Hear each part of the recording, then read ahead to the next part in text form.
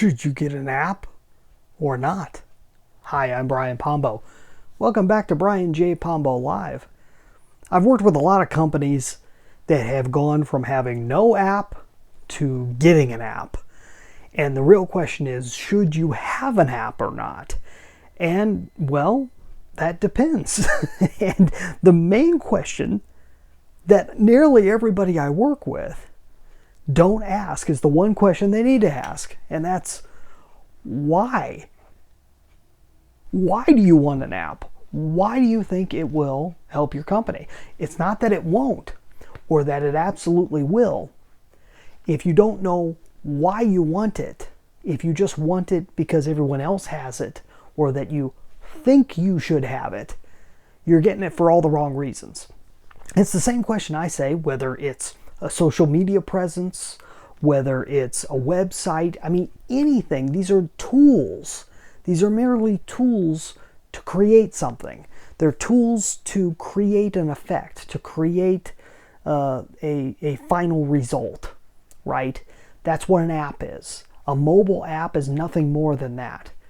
If you don't know what the result is that you want to get with it, then it doesn't matter whether you have one or not. It really doesn't. It has no bearing on anything because you could have a bad app or you can have a good app.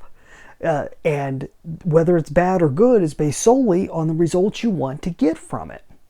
So this is one of the things that I oftentimes will have with clients or with people asking me, should we have an app? Should my company have an app? Should my organization have an app? And I say, why? Why do you want an app? Why do you think you should have an app? What do you plan on getting with that app? And then we match up what you're looking to get with what an app can actually provide. Because I have a pretty good understanding of app technology and what can happen and can't happen, or at least what can be done relatively easily. And so that tends to be where the conversation goes. So I will tell you a story of two different companies. One company just recently launched, made public this brand new app. And I knew that it just had to do a few things more than their previous version.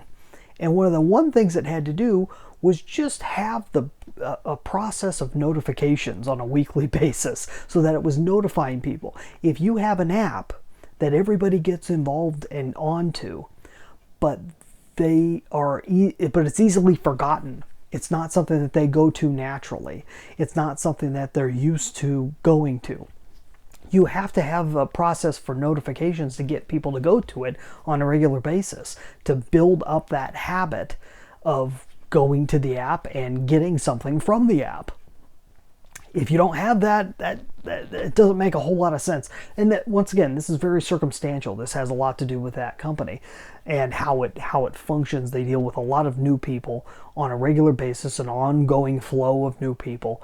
And so you have to have that regular flow. You have to continue training people because an app can very easily get lost on a phone or a tablet. It's very simple. It's invisible. It's virtually invisible because most people have too many apps and there's only a handful that they go to anytime. And if you've got that little function on your phone where you could say, hey, delete the apps that I'm not using, you'll realize that you don't use very many apps on a weekly basis. You only use a handful, and it gets smaller and smaller and smaller with time, the apps that you use regularly. This is most people, most of the time. Obviously, there's circumstances where people use a bunch, but it's unlikely. Most people, it condenses to a very small number of apps. And so you have to have something very special that people would go to on a regular basis. Otherwise, it gets ignored. And all of a sudden, all this money that you put toward building the app, designing the app, putting it together, and then maintaining it. There's companies charging thousands of dollars on a monthly basis to companies just to keep an app going, just to make it available and present. Amazing waste of money if you don't expect it to have a result. So that first company did great because all they need to do was hit a very low bar to be able to have a very successful app. And they've done wonderful with it. Another company I'm working with right now got the app before they had the reason for having the app. They did not have a very clear reason. They just wanted the app because someone had offered it for sale, and they believed they needed an app. They needed a presence in the app world, and so they put it out there. That app has gone, and it has not done as well. But it's tough because to this day there's not a result tied to the app. So it may do well, it may not do well. They're not really tracking how much traffic it gets or what type of attention it's getting. Every once in a while something will go wrong with it, and someone will call or email, and they'll go in and they'll fix it. But other than that, they're paying on a monthly basis over and over and over again for that app just to exist, for no reason but to exist. It has no function beyond that. Not that it doesn't have value. There's an extreme value there. There's extreme value to the consumers. There's extreme value with just being in the App Store. There is value to that. But what is that value? And does it match how much it takes to maintain and keep going and update and all the rest that goes along with it? Because there are a number of people that update that app on a weekly basis and more all the time because they keep adding features to it. But there's no tracking. And so you get lost, and you get this situation where bureaucracy takes over. Bureaucracy isn't just contained to government.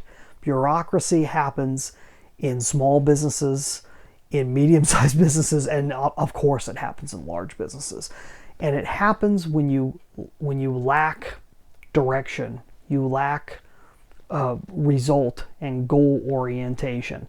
And that's how things go. So if you're really wanting to know about whether you should have an app first, you got to know why you want the app.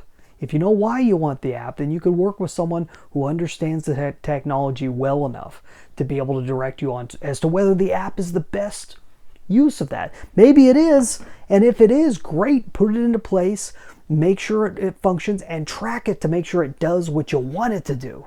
Whether it was a success or a failure. If it's a failure, cut it down or limit what you put into it and move on. But if you're talking to someone that knows what they're talking about, they not only will they suggest an app, they'll probably suggest a couple other options that you haven't thought of as well. Because if you're after the result, it doesn't matter what tool it takes to get it. What matters is that you get the result, right? Hopefully that makes sense to you. If you'd like some strategies to be able to help grow your business, I just put out a book this last year, 9 Ways to Amazon-Proof Your Business. You can get your own free copy at amazonproofbook.com, or you can buy a hard copy anywhere the books are sold, amazon.com, barnesandnoble.com, and what have you. You have a great night. We'll be back here tomorrow. In the meantime, get out there and let the magic happen.